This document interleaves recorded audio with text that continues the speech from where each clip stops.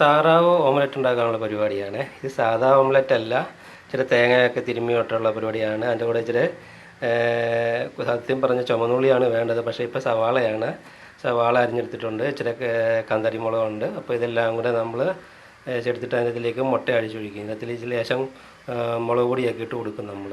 Okay, അപ്പോൾ ഇതിലേക്ക് ഇച്ചിരി ഉപ്പിട്ട് കൊടുക്കുവാണ്.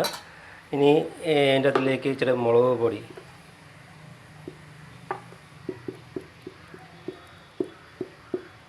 മതി. ഇതിലേക്ക് മുട്ട അടിച്ചൊഴിക്കാൻ പോവാണേ.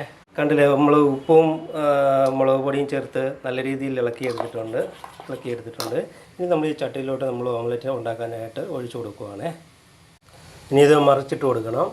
അങ്ങനെ നമ്മുടെ നാടൻ ഓംലെറ്റ് റെഡി ആയിട്ടുണ്ട്, തേങ്ങ ഇട്ടുകൊണ്ടുള്ളത്. സാധാരണ നമ്മൾ ഓംലെറ്റൊക്കെ ഉണ്ടാക്കാറുണ്ട്. ഇത് ഫാസ്റ്റായിട്ട് നമുക്ക് തേങ്ങ തിരുമ്മിയിട്ടുള്ള ഓംലെറ്റാണ്.